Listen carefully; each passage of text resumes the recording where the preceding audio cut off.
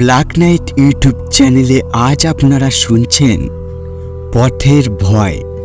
আরও নানান রকম ভৌতিক গল্প শুনতে সাবস্ক্রাইব করুন আমাদের ইউটিউব চ্যানেল ব্ল্যাক নাইটকে।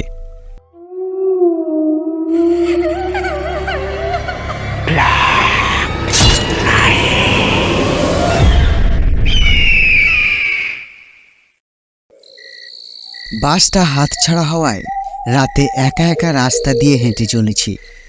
চওড়া পিচ রাস্তা, রাস্তার পাশে বড় বড় উঁচু গাছ আর দুধারে ঘন জঙ্গল। অন্ধকার রাস্তায় সেলফোনের ব্যাকলাইট জ্বালিয়ে ধীরে ধীরে হেঁটে চলেছি। আকাশে অসংখ্য তারা, তার মধ্যে ধোঁয়া ধোঁয়া মেঘের আনাগোনা। ঘড়িতে দেখলাম সবে 9:30 বাজে, কিন্তু চারপাশ এত নিস্তব্ধ ভাবাই যায় না। কোন আকলে যে হিয়ালি করে বাস স্টপে গেলাম। উফ, আমার মতো আস্ত গাধা বোধহয় পৃথিবীতে দুটি নেই। মনেই ছিল না রাত 9টার বাসই শেষ বাস, এরপর আর কোনো ঘুমঘুমিগামী বাস নেই। রাগ করে আর কি লাভ, যা হবার তো হয়েই গেছে। একবার সামনে পিছনে তাকালাম, কোনো জনমানবের চিহ্ন নেই। ঠিকই তো, এখানে কে খামোখা বেড়াতে আসবে। মৃদু মৃদু মন্দ মধুর হাওয়া বয়ে যাচ্ছে, আর তার উপর ছন্দ মিলিয়ে গাছের পাতার শিরশির শব্দ ভেসে আসে। আশেপাশে জঙ্গলের ঝোঁপ দেখে মনে ভয় হয়, যদি কোনো প্রকার হিংস্র প্রাণী থেকে থাকে, আক্রমণ করলে আমি একা প্রায় এই স্থানে অসহায়। মাঝে মাঝে সেখান থেকে আবার নানান রকম উৎকট শব্দও ভেসে আসছে। 10-15 মিনিট হাঁটার পর রাস্তার পাশে একটা বৈদ্যুতিক আলো দেখতে পেলাম। আলোটা স্থির হয়ে আছে। এতক্ষণ ধরে অন্ধকারের বাহুডোরে চলার পর যখন একটু আলোর দর্শন পেয়েছি, অমনি যেন মনটা খুশিতে ভরে উঠল। দ্রুত এগিয়ে গেলাম। একটা চায়ের দোকান এই মাঝ রাস্তায়। টিনের ছাউনি দেওয়া সেই দোকানে একজন রোগা মতন লোক বসে আছেন, বোধহয় ঝিমুচ্ছিলেন। আমি ডাক দিলাম, দাদা শুনছেন? আমার ডাক শুনে তিনি কেমন চমকে উঠলেন। বিচলিত সুরে বললেন, কে কে ডাকে? এই যে আমি। আমার সর্বাঙ্গে একবার চোখ বুলিয়ে বললেন, দেখে তো জ্যান্তই মনে হয়। তো কি বিপদ পড়লে? বাহ, না বলতেই জেনে গিয়েছেন।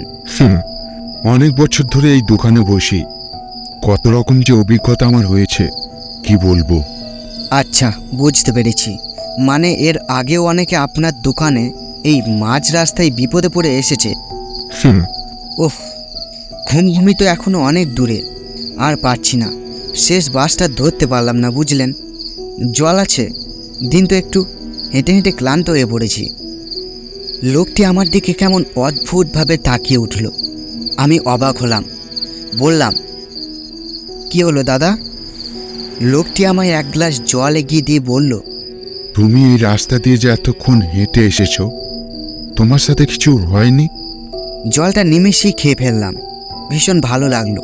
তারপর বললাম, কি হবে? তারা ধরেনি তোমাকে? কোনো রকম বিরক্ত করেনি? কারা? চোর ডাকাত? আমাকে ধরলে দুটো জামা কাপড় ছাড়া তেমন কিছু পেত না বলে সামনের বেঞ্চিতে একটু বসলাম। হাঁটতে হাঁটতে পা দুটো ধরেছে, আর দাঁড়িয়ে থাকতে পারছি না। চোর ডাকাতের ভয় এখানে নেই। তাহলে? ওই ওই আত্মারা। আত্মা? মানে ভূত? হ্যাঁ, আস্তে আস্তে, তারা শুনে ফেলবে।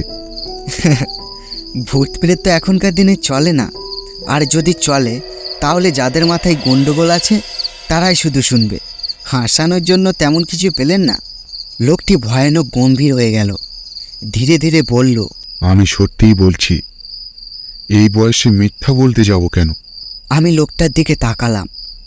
হঠাৎই একটা দমকা হাওয়া বয়ে গেল। শান্ত কণ্ঠে বললাম, আচ্ছা, এখানে যে ভূত আছে জানলেন কেমন করে? আমি নিজেই তাদের হাতে মরতে মরতে বেঁচে গিয়েছিলাম। বুঝতে পারলাম না। সে অনেক ঘটনা। ঘটনাটা বলবেন কি দয়া করে? তুমি যখন নিজেই শুনতে চেয়েছো তাহলে বলবো। বলুন তাহলে। লোকটা জল খেয়ে একটু কেশে নিল, তারপর তার কাহিনী বলা শুরু করলো।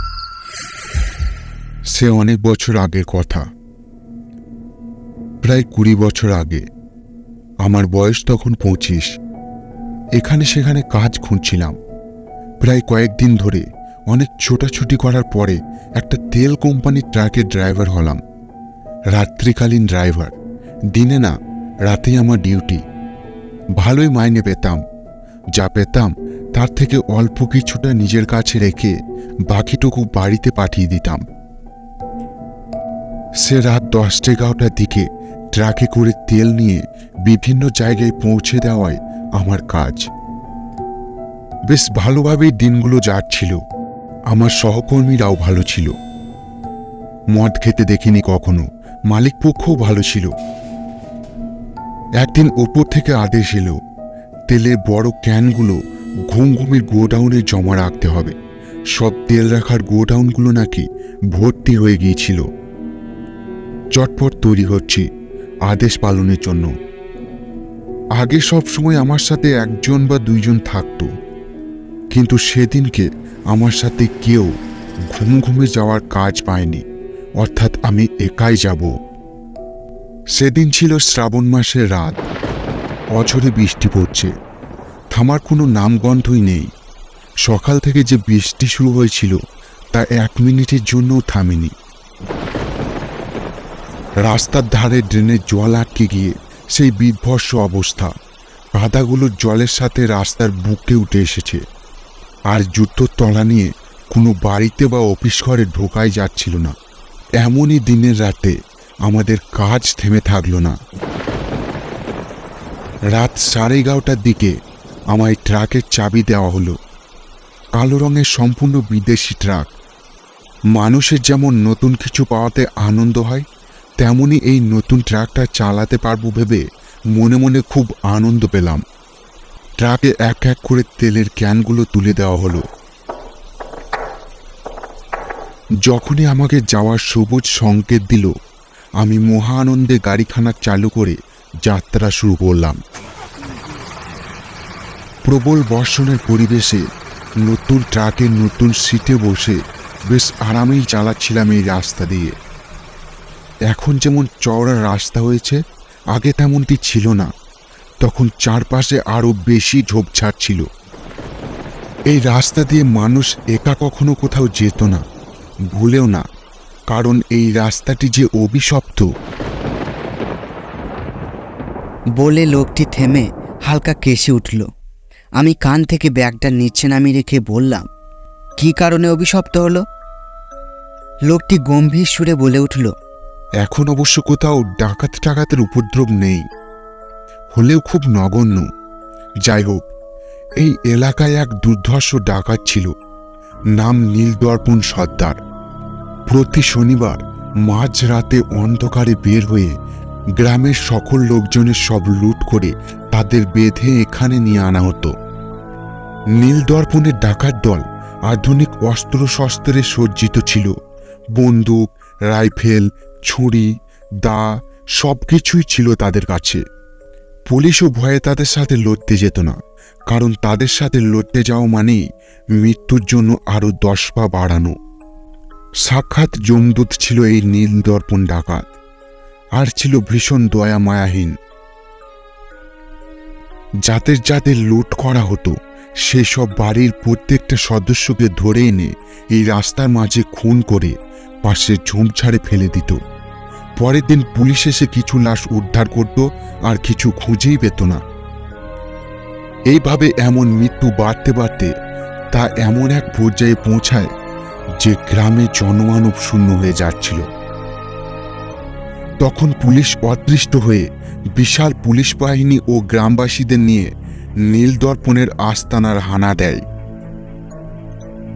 সকলে ধরা পড়লেও নীলদর্পণ পালিয়ে যেতে সক্ষম হয়।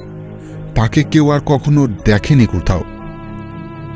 নীলদর্পণ ডাকাতকে আর না দেখা গেলেও সে যে খুন করে গিয়েছে, ওই অভাগা মানুষগুলোর আত্মা এই রাস্তায় অতৃপ্ত অবস্থায় বসে রইল। তারা ভয়ঙ্কর, যাকে পাবে তাকেই খুন করে ছাড়বে। সেদিন মনের আনন্দে গুনগুন করে গান গাইতে গাইতে ট্রাক চালাইছিলাম। রাস্তা ছিল একদম ফাঁকা। এই বৃষ্টি স্নাত রাস্তায় ট্রাকের গতিটা একটু বাড়িয়ে দিলাম। যখন গতিটা বাড়িয়ে ট্রাক চালাচ্ছি, হঠাৎ মনে হলো কেউ যেন ট্রাকের গতির সাথে সামনে ছুটে আমার দিকে লক্ষ্য রাখছে পাশের জানলা দিয়ে।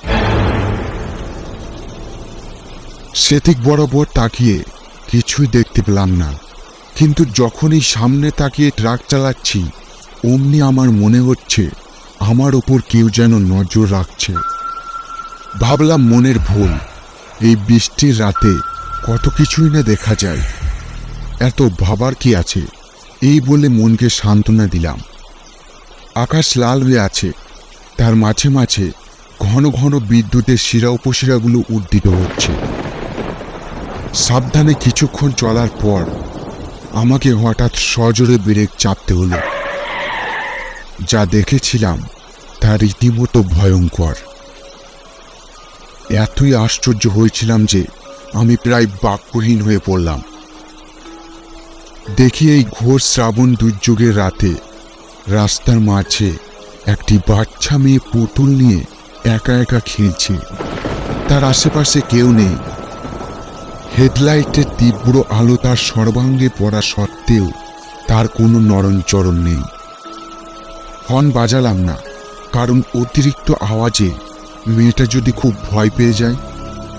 তাই জানলার ঝাঁপটা সরিয়ে তাকে ডাক দিলাম, এই যে শোনা, আরে শুনছো? এই যে। ইঞ্জিনের শব্দ একটু তুললাম, কিন্তু তাতেও দেখি তার কোনো নড়নচড়ন নেই। জানলা দিয়ে একটা দুর্গন্ধ ভেসে এলো। কি বিচ্ছিরি গন্ধ, নাড়ি যেন উল্টে যায়। কিছুক্ষণ বসে বসে ভাবছিলাম, এই মেয়ের মা বাবা আছে তো? এই এত রাতে বৃষ্টির মধ্যে মাঝ রাস্তায় কিভাবে সাহস করে বসে আছে? আমি দেখে তো ব্রেক চাপলাম, কিন্তু অন্য চালকরা যদি না দেখি গাড়ি চালায় তাহলে নির্ঘাত এই মেয়েটির মৃত্যু হবে। ছাতা মাথায় নিয়ে ট্রাক থেকে নামলাম।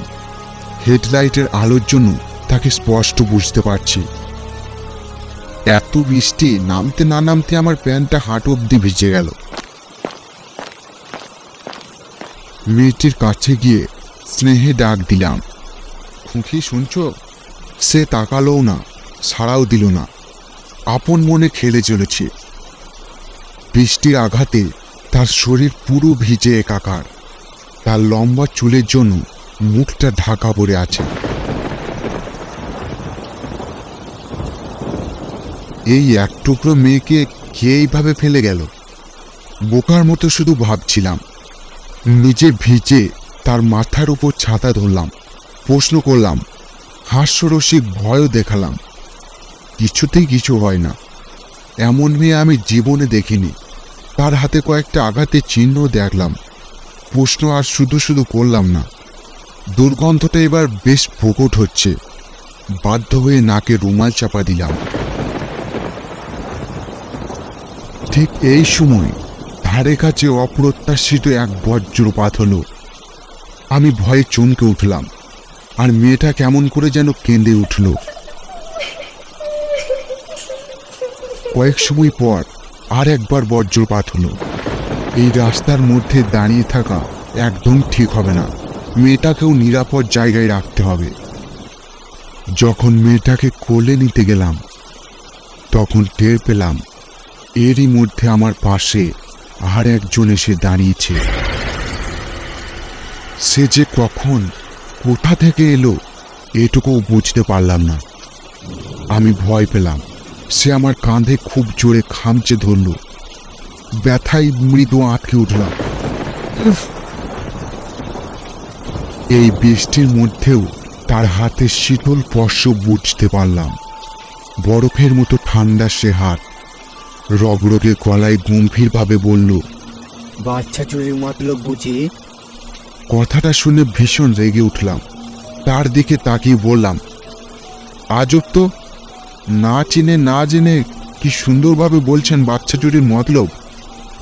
সেই লোকটির মুখ কাগজের মতো সাদা, খাড়া নাক, আর মোটা গোঁফ, খুব লম্বা রোগা মানুষ। আমার কথাটা শুনে সে অদ্ভুতভাবে হেসে উঠল। এখন যা দিনকাল, এইসব প্রশ্ন তো উঠবেই। চারপাশে বাচ্চা চুরির হিড়িক লেগেছে যে। বাচ্চা চুরি করে আমার কি লাভ? কি লাভ? হাতের মধ্যে যখন পর করে টাকার নোট গুঁজে দেওয়া হবে, তখন লাভ হবে না? বিরক্ত হয়ে বললাম, ধুর মশাই, আমার কোনো এসব কুমতলব নেই। আমি যে কাজ করি তাতে ভালোই মাইনে পাই, অত শত লোভ আমার নেই। আচ্ছা, এই মেয়েটাকে চেনেন? এই মাঝ রাস্তায় বৃষ্টির দিনে এখানে একা একা বসে খেলা করছে। বলে মেয়েটির দিকে তাকালাম। এতক্ষণে মৃদু সুরে সে হঠাৎ গান শুরু করেছে। মেয়েটির কণ্ঠে গান শুনে চমকে উঠলাম, কারণ তার গলার স্বর অন্য সব বাচ্চাদের মতন না, কেমন একটা মিশ্রিত গম্ভীর গলা। এই কণ্ঠ শুনে আমার সর্বাঙ্গে মুহূর্তের জন্য কেঁপে উঠল। লোকটি আমার প্রশ্নের সঠিক উত্তর না দিয়ে বলল, খেলতে দিন ওকে, অনেকদিন এভাবে মন মতো খেলতে পারিনি। কি? বুঝতে পারলাম না। মেয়েটাকে তার ইচ্ছা মতো খেলতে দিন, তাকে বিরক্ত করবেন না। যদি বিরক্ত করেন তাহলে আপনার ভীষণ দুর্ভাগ্য সহ করতে হতে পারে। লোকটা যে কি বলছে না বলছে এক বিন্দুও বুঝতে পারিনি। তার কাগজের মতো সাদা মুখের দিকে শুধু চেয়েছিলাম। ভাবলাম, লোকটা কি পাগল, নাকি পাগল না হয়েও পাগলের মতো কথাবার্তা বলছে। এই কথাগুলো বলার কি কোনো প্রয়োজন ছিল? বললাম, কোন কারণে আমার কপালে দুঃখ আসবে? লোকটি নিরুত্তর হয়ে রইল। লোকটির মনের ভিতর যে কিছু একটা জট পাকছে বুঝতে পারলাম। লোকটার চোখ হঠাৎ হিংস্র হয়ে উঠল। আমি অবাক হলাম। জোর হাওয়া বইছে, রাস্তার বৃষ্টির জলরাশি যেন হুমড়িয়ে এগিয়ে যাচ্ছে। ঘন গাছপালাগুলো হঠাৎ চঞ্চল হয়ে উঠল। এই দ্রুত বয়ে চলা বাতাসের টানে রাস্তায় দাঁড়িয়ে থাকা কষ্টসাধ্য হয়ে দাঁড়ালো। কোনো মতে ভারসাম্য রেখে দাঁড়িয়ে রইলাম। হাত থেকে ছাতাটা ততক্ষণে ফসকে গিয়ে কোথাও অদৃশ্য হয়ে গেছে। মেয়েটা তখন সমানে গান গেয়ে চলেছে। সেই বীভৎস দুর্গন্ধ আবার নাকে এসে ঝাপটা দিয়ে গেল। বৃষ্টিতে দাঁড়িয়ে সময়ের পর সময় ভিজে চলেছি। লোকটাকে দেখলাম হঠাৎই চুপ হয়ে রইল। বোধহয় সে মেয়েটির শিশুসুলভ গান শুনে আনন্দ পাচ্ছে। আমি ভেবেই পাচ্ছি না কি করব। মেয়েটি রাস্তার মাঝে বসে রয়েছে, আর এই অজানা অচেনা লোকটা মেয়েটাকে বিরক্ত করতে মানা করছে। এখন যদি মেয়েটাকে সরিয়ে দেওয়ার চেষ্টা করি, লোকটি নিশ্চয়ই আমার সাথে ঝগড়া করবে। আমি শান্তিপ্রিয় মানুষ, অত শত ঝগড়া ঝামেলা আমার সহ হয় না। আর ঘুমঘুমিতে বেশি দেরি করে গেলেও সমস্যা। উপরে বাবুদের কাছে আবার এর জবাবদিহি করতে হবে, কেন দেরি হলো। না, আর এখানে দাঁড়িয়ে থাকা চলবে না। ট্রাকটাকে পাশ দিয়ে নিয়ে চলে যাব, একদম পাশ দিয়ে। ট্রাকটি যাতে মেয়েটির থেকে অন্তত 10 হাত দূরে থাকে। আমি পিছন থেকে ট্রাকের দিকে পা বাড়াতেই লোকটা এবার হঠাৎ বলে উঠল, যাচ্ছেন কোথায়? ভদ্রকণ্ঠে বললাম, এখানে কি দাঁড়িয়ে থাকা চলে? তেলের ক্যানগুলোকে সময় মতো গোডাউনে পৌঁছে দিতে না পারলে চাকরিটা থাকবে না। তাছাড়া এই দুর্যোগে এই খোলা রাস্তায় স্বাভাবিক মানুষজন নিশ্চিন্তে দাঁড়িয়ে থাকতে পারবে না। দূরে কোথাও বজ্রপাত হলো। তখন দেখলাম আমার কথাটা শুনে লোকটি কেমন করে যেন হাসল। মনে ধারণা হলো লোকটি বোধহয় পাগল, আর মেয়েটিও। বাচ্চাদের মনে ভয় ডর বলে একটা জিনিস থাকে, সবকিছুতেই বলতে গেলে তাদের একটা স্বাভাবিক ভয় থাকে। এতক্ষণ ঘন ঘন বজ্রপাত হচ্ছে, আর তার সাথে প্রচণ্ড হাওয়া। আমার মতো একজন পরিণত মানুষ ভয়ে মরে যাচ্ছে, তাহলে বাচ্চাদের তো কোনো কথাই নেই। আর ওই লোকটা রাস্তায় দাঁড়িয়ে দাঁড়িয়ে তামাশা দেখছে। নিশ্চয়ই পাগলাখানা থেকে পালিয়ে এসেছে লোকটা। এইসব ভেবে যথেষ্ট বিরক্ত হলাম। এমন আজব লোক যে পৃথিবীতে আছে জানতামই না। সিটের উপর একটা বড় প্লাস্টিক বিছিয়ে দিলাম। আমার সারা গা ভিজে গেছে। গিয়ার তুলে ট্রাকটার চাকা ঘোরালাম। ইঞ্জিনের আওয়াজ এই ভারী বৃষ্টি শব্দের কাছেও হার মানছে। একদম পাশ দিয়ে খুব নিখুঁতভাবে তাদের পেরিয়ে গেলাম। হেডলাইটের আলো তাদের আগ্রহ করে সামনে গিয়ে পড়ল। ট্রাকের গতি কমিয়ে চালাচ্ছি, যদি সামনে আবার এই রকম আজব প্রাণী নির্বোধের মতো রাস্তার মাঝে বসে থাকে। আমার মনের মধ্যে তখনও সেই মেয়েটির গান বেজে উঠছে। বিরক্ত হলাম, বারবার মন থেকে সেটা মুছে ফেলতে চাইছি, কিন্তু কোনো মতেই পারছি না। শেষে অকারণে হর্ন বাজাতে শুরু করলাম। যদি হর্নের শব্দটা শুনে স্টিয়ারিংয়ের দিকে খেয়াল হয়।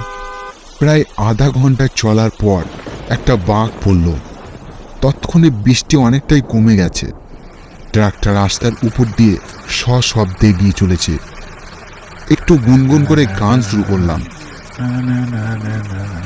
বাঁকটা নিরাপদে পেরিয়ে গেলাম।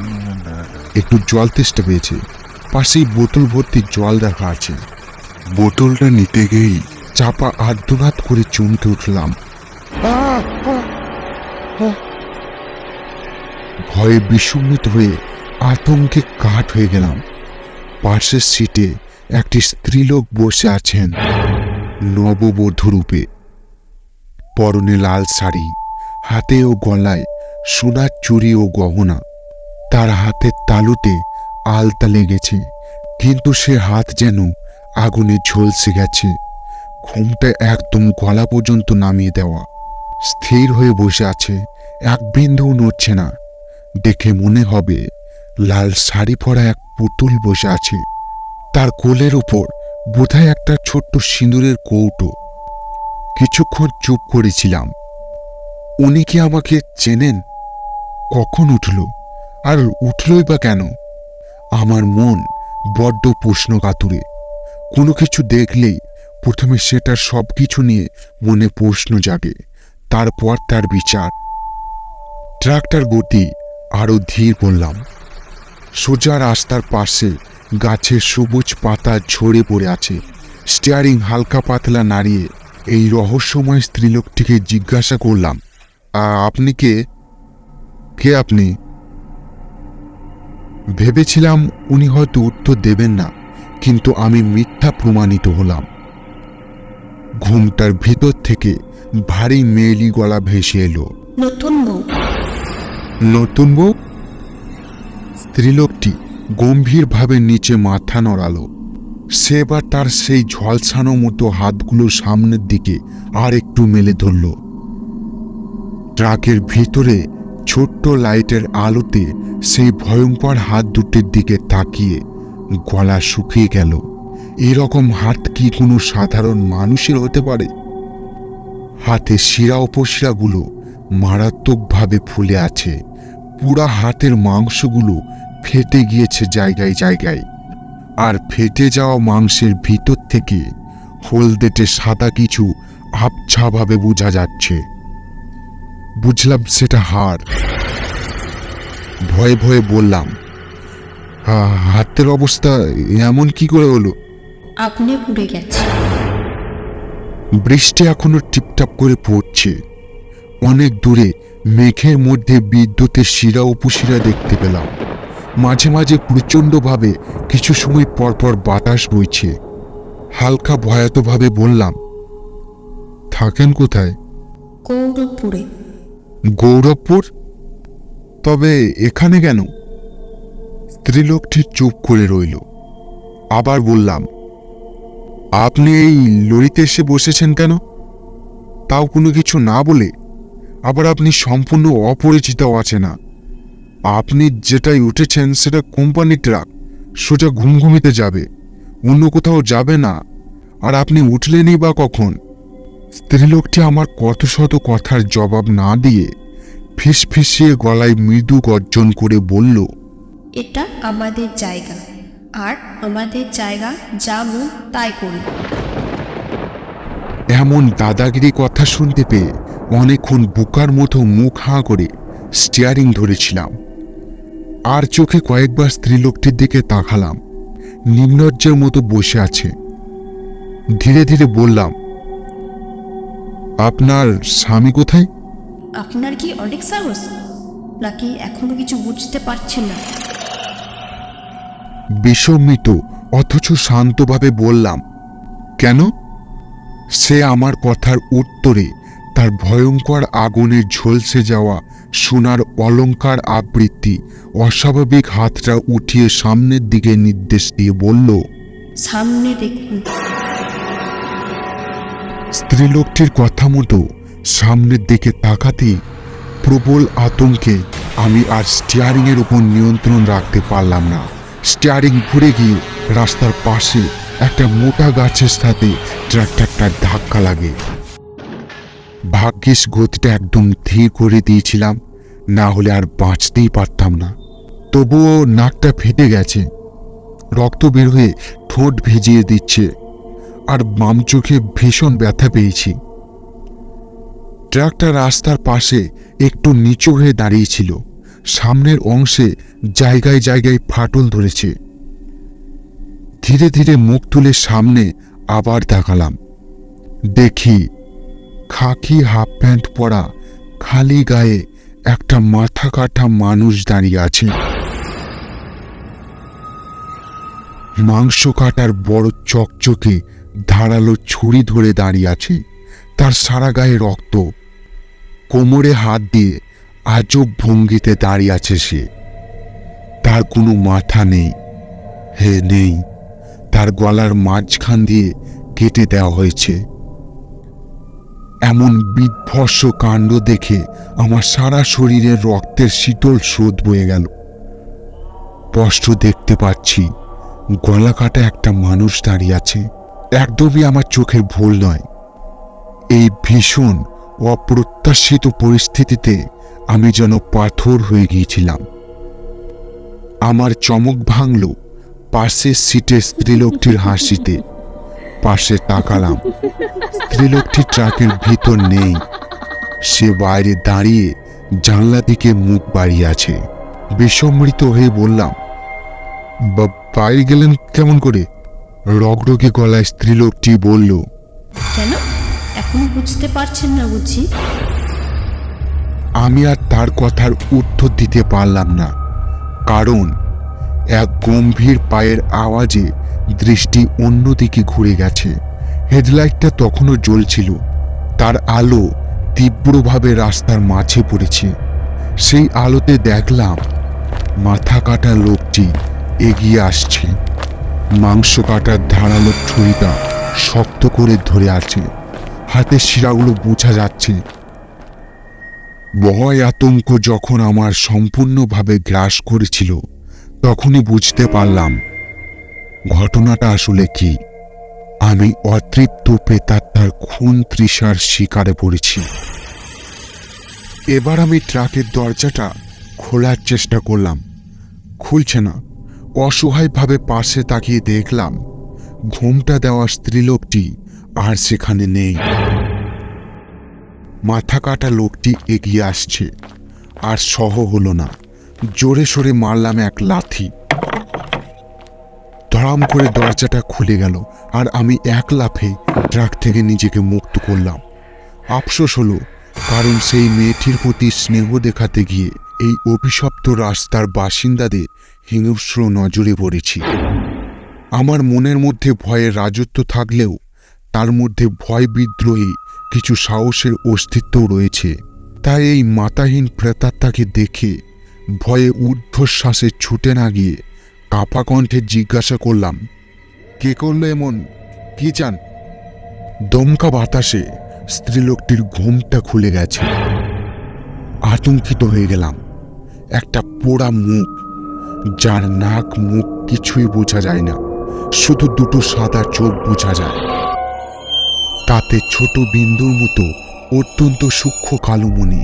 চোয়ালের একপাশে কোনো মাংসই নেই, দাঁত কয়েকটা অস্বাভাবিকভাবে বের হয়ে আছে। সেই মাতাহীন আর স্ত্রীলোকটির প্রেতাত্মা যখন হিংস্র হয়ে আমার কাছে এলো, আমি তখন ঘুরে দৌড় লাগালাম। কিন্তু কয়েক পা যেতেই দেখলাম আশেপাশের ঝোপঝাড় থেকে তখন শয়ে শয়ে প্রেতাত্মা বেরিয়ে আমার দিকে তেড়ে আসছে। যেন মনে হয়েছিল আমার জন্যই তারা এতক্ষণ অপেক্ষা করছিল। সেই বাচ্চা মেয়েটি আর সেই লোকটিকে দেখলাম। এরা সবাই ভূত, সবাই প্রেতাত্মা, সবাই অশরীরী। বাচ্চা মেয়েটি তার পুতুলটিকে ছিঁড়ে ছিঁড়ে খাচ্ছে, আর আশ্চর্যজনকভাবে পুতুলের ছেঁড়া জায়গা থেকে রক্ত ঝরছে। এদের সবার চোখ ধবধবে সাদা। কে যেন আমার হাত ধরে প্রচণ্ডভাবে মোচড় দিল। ব্যথায় চেঁচিয়ে উঠলাম। চেয়ে দেখি সেই মাথা কাটা লোকটা সঙ্গে সঙ্গে আমার গলা লক্ষ্য করে ছুরিটা চালালো। প্রচণ্ড ভয়ে তখনও আমার মাথাটা গরম হয়নি, সঙ্গে সঙ্গে সরিয়ে নিলাম এবং একটা ঝটকা মেরে কাটা মুন্ডু প্রেতাত্মার হাত থেকে নিজেকে মুক্ত করে আবার ছুটলাম। সমস্ত শক্তি দিয়ে চিৎকার করে বললাম, বাঁচাও, বাঁচাও, কেউ কি আছো, বাঁচাও। আমার এই আর্তনাদ শুধু আমি একাই শুনলাম, কেউ নেই সেখানে। কে আমাকে সাহায্য করবে? আর কোনো সচেতন মানুষও এই অভিশপ্ত রাস্তায় রাত বিরিতে আসে না। এক পর্যায়ে একটু হাঁপিয়ে উঠলাম। দৌড়ানোর গতি কমিয়ে পিছনে তাকালাম, আর পিছনে তাকাতে আমার শরীরে যেন শত শত কাঁটা ফুটল। গলা শুকিয়ে কাঠ হয়ে গেল। বিস্ফোরিত চোখে দেখলাম প্রায় 100 খানেক প্রেতাত্মা তীব্র বেগে অস্বাভাবিকভাবে রক্তাক্ত মুখে আমাকে ধরার জন্য ছুটে আসছে। যেন মনে হয় আমাকে বাগে পেলে কেটে ছিঁড়ে যেন ছিন্ন বিচ্ছিন্ন করে দেবে, এমন হিংস্রতা তাদের মুখ। কিন্তু তাদের থেকেও তীব্র বেগে আসছে সেই স্ত্রীলোকটি। কুমির যেরকমভাবে বুকে ভর দিয়ে এগিয়ে গিয়ে আসে, ঠিক তেমনই ভাবে স্ত্রীলোকটি দৌড়ে আসছে বুকে ভর দিয়ে। প্রচণ্ড ভয় ও আতঙ্কে চোখ দিয়ে জল গড়িয়ে পড়ল। দৌড়ানোর পর এক পর্যায়ে একটা ছোট মতো মাঠ পড়ল, আর সেই মাঠের উপর একটা ভাঙা বাড়ি দেখতে পেলাম। আমার তখন মনের অবস্থা এমন ছিল যে কোথাও গা ঢাকা দিতে পারলেই বাঁচি।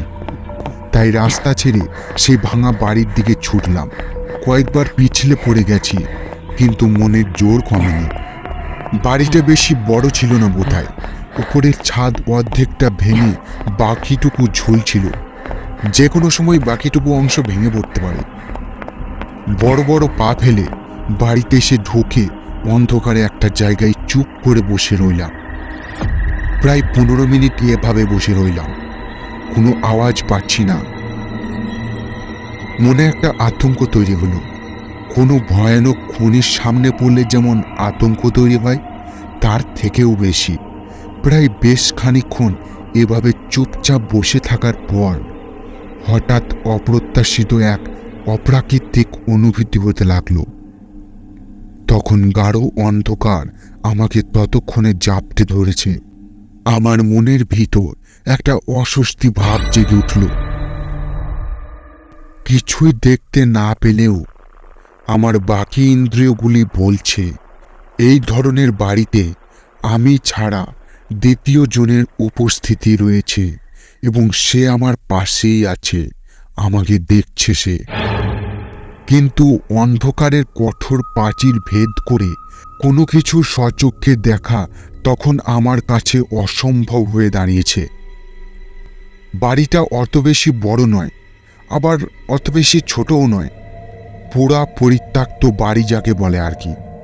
সেই অস্বাভাবিক অনুভূতিটা হলেও তেমন কিছু ঘটছে না। এই প্রেতাত্মার ভয় আমার বুকের ওপর যেন একটা ভয়ঙ্কর ভারের মতো চেপে রয়েছে। যতই নিজেকে শান্ত রাখার চেষ্টা করি, ততই যেন ভয় মাদকের নেশা আমার প্রয়াসয়কে ভেঙে গুড়িয়ে দিচ্ছে। হঠাৎ পাশ থেকে আবার একটা শব্দ শুনলাম। আরো জড়সড় হয়ে বসলাম। শব্দটা কেমন অদ্ভুত।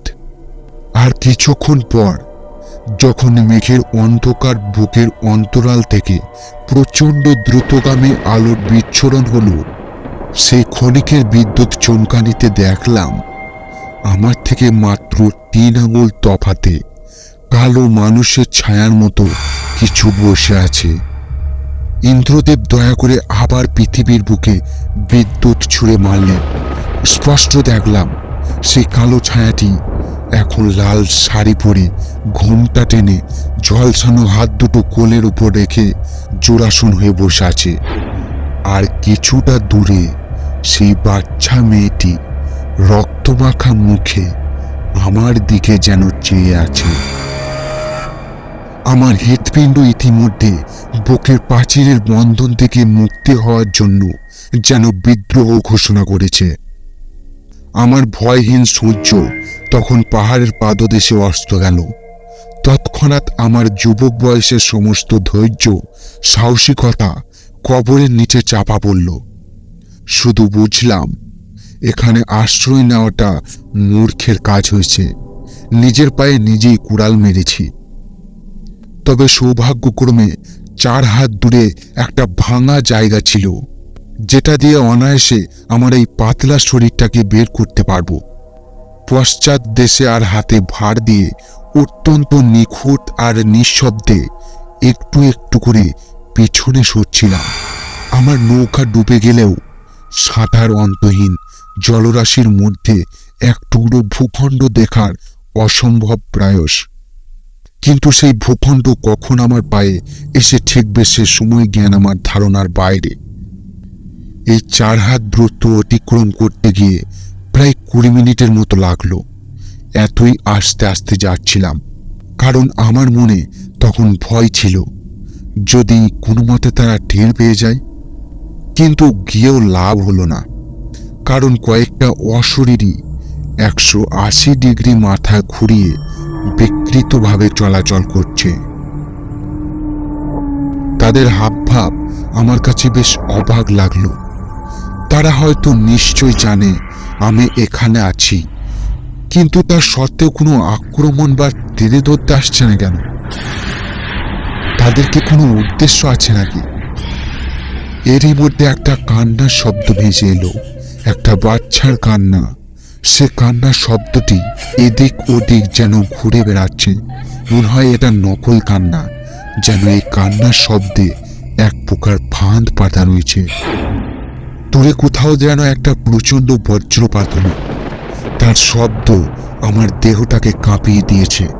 হঠাৎই আনমনে প্যান্টের পকেটে হাত দিতেই কিছুর একটা অস্তিত্ব টের পেলাম। তাড়াতাড়ি সেটা পকেট থেকে বের করে বুঝতে পারলাম এটা একটা গ্যাস লাইটার। ভিজে গেছে, তবুও আগুন জ্বলে ওঠার মতো পরিবেশ আছে, কারণ এটা একটা ছোট পলিথিনে মোড়ানো ছিল। আর 5-7 না ভেবে গ্যাস লাইটারের চাকাটা ঘোরাতেই ফস করে আগুন জ্বলে উঠল। আর যার দৃশ্য দেখলাম তার জন্য আমি এক বিন্দুও তৈরি হয়নি। সেই বাচ্চা মেয়েটি আমার একবারে কাছে এসে হা করেছিল। তার নেকড়ে দাঁতগুলো আর কয়েক সেকেন্ড পরেই গলায় বসিয়ে আমার কণ্ঠনালী সজোরে টেনে ছিঁড়ে দিত। আর পিছনে সেই স্ত্রীলোকটি উল্টো পা নিয়ে হাওয়ায় ঝুলে আছে। আগুন জ্বলতেই বাচ্চা মেয়েটি কিছুটা পিছু হাঁটল, তারপর হঠাৎ দেয়াল বেয়ে উঠে মাথা সম্পূর্ণ পিছনে ঘুরিয়ে আমার দিকে কুনজরে চেয়ে থাকলো।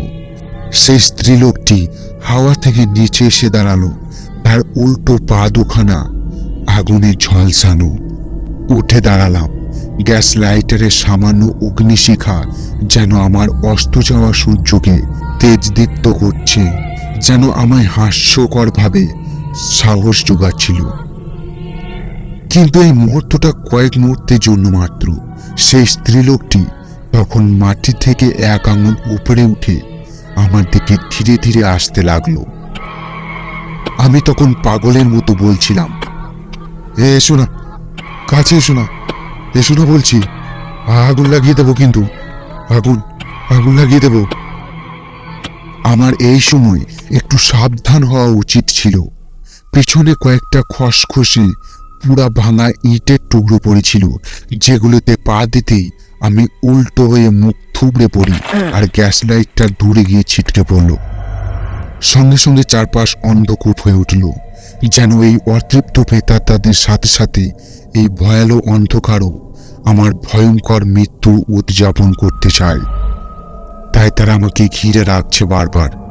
হাতে ভর দিয়ে সামান্য উঠে বসতেই একটা খসখসে শক্ত ঠান্ডা হাত আমার চুলের মুঠো ধরে পাশের দেওয়ালে টেনে নিয়ে গিয়ে ফেলে গলাটা টিপে ধরল। এত জোরে গলা টিপে ধরেছিল যেন মনে হয়েছিল আমি যেন দেয়ালের সাথে গেঁথে যাচ্ছি। ছটফট করতে লাগলাম, ভীষণ ছটফট।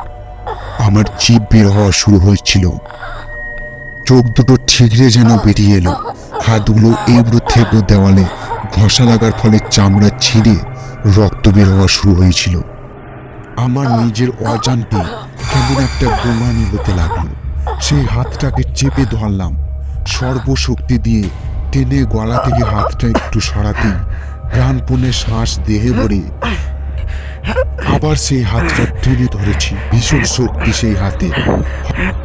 হঠাৎ অপ্রত্যাশিতভাবে কেউ যেন কিছু মন্ত্র উচ্চারণ করলো, তারপর কিছু জলের ছিটা এসে গায়ে পড়ল, আর সঙ্গে সঙ্গে সেই অভিশপ্ত হাতটা গলা থেকে আলগা হয়ে গেল।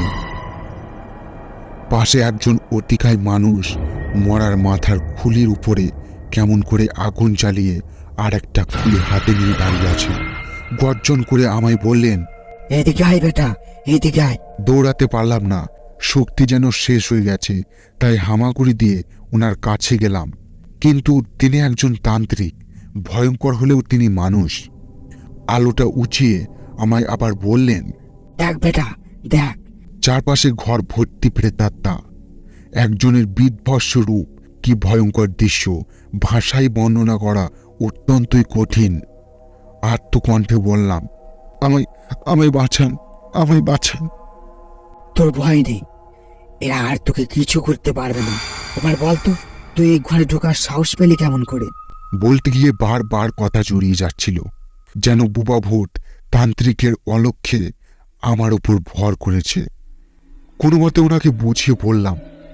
গম্ভীরভাবে অত্যন্ত ভারী গলায় বললেন, বুঝেছি, এখানে ভূত পেতনির দোষ নেই, দোষটা আসলে তোর। রাতের বেলায় এই পথে কেউ আসে? অন্য রাস্তা আছে তো, ওখান দিয়ে যেতে পারলি না বেটা? সময় কম ছিল। মাঝপথে থামিয়ে দিয়ে তিনি ভয়ঙ্কর গর্জন করে ধমকের সুরে বললেন, সময় বাঁচাতে গিয়ে এখন কি হলো? কি হলো? আমি যদি এই সময় না আসতাম কি হতো তখন? বেঘরে তো অতৃপ্ত প্রেতাত্মাদের হাতে প্রাণটা যেত। এখন আমার ইচ্ছে করছে তোকে আমি চিবিয়ে খাই। ক্ষমা করুন বাবা, ক্ষমা করুন, ভুল হয়ে গেছে। যা, পালা এখান থেকে। তারপর সেদিনকার মতো সেখান থেকে তান্ত্রিকের কৃপায় পালিয়ে গেলেও সেই তান্ত্রিক বাবার সঙ্গ ছাড়লাম না। তবে আমার চাকরিটা ছেড়ে দিয়েছিলাম। তিনি আমাকে তন্ত্রবিদ্যা শিক্ষা দেন এবং আমাকে শিষ্যরূপে গ্রহণ করেন। আমি যখন রাত বিরেতে এই রাস্তা দিয়ে যাই, তখন সেই প্রেতাত্মাগুলো আমার পিছু নেয়, তবে কাছে আসতে পারে না, কারণ আমার মধ্যে এখন তন্ত্রমন্ত্রের শক্তি রয়েছে। আমি কোনো এখানে দোকান দিতে আসিনি। রাত বিরেতে যারা এখানে ভুল করে আসে, তাদেরকে প্রেতাত্মাদের কবল থেকে বাঁচাতে এখানে ছোট্ট একটা দোকানের মতো করলাম, যাতে তারা নিরাপদে থাকতে পারে। আমার মোহ কাটল। লোকটার মুখের দিকে কিছুক্ষণ চেয়ে থেকে বললাম, বাহ, দারুণ গল্প। গল্পটা বেরোলে কিন্তু বেশ নাম হবে আপনার। তবে কি জানেন তো, আমার না এইসব বিষয়ে কোনো রকম বিশ্বাস না থাকলেও শুনতে বেশ মজা লাগে। তাহলে ওই দিকে একবার দেখো। এই বলে আঙুল দিয়ে নির্দেশ করলেন, আর সেই দিকে তাকাতেই আমি ভয়ে কাঠ হয়ে গেলাম। এ কি, কে যেন লাল শাড়ি পরে ঘোমটা টেনে রাস্তায় দাঁড়িয়ে আছে। তার পাশে একটা মাথা কাটা দেহ, হাতে বড় চওড়া ছুরি নিয়ে তার রাস্তার মাঝে ঘষে চলেছে।